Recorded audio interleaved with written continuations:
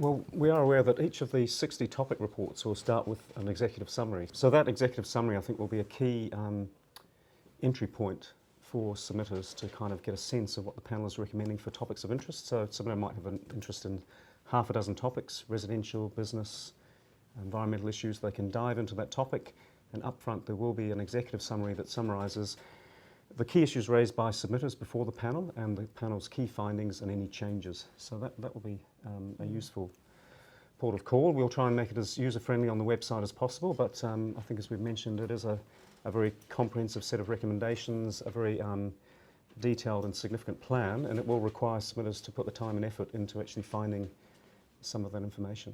Any public campaigns to try and keep everyone on the straight and narrow rather than everyone going off on Well, a tangent? I think the issue is that we are at the end of the process. We're not, for people to read it, it's really almost an interest thing at this time, because there is no further opportunity for submitters to put forward whether they like the panel's recommendations or not. It's basically now decision time. It's been almost 5 years of Aucklanders at various stages being involved in this process. The council needs to make a decision.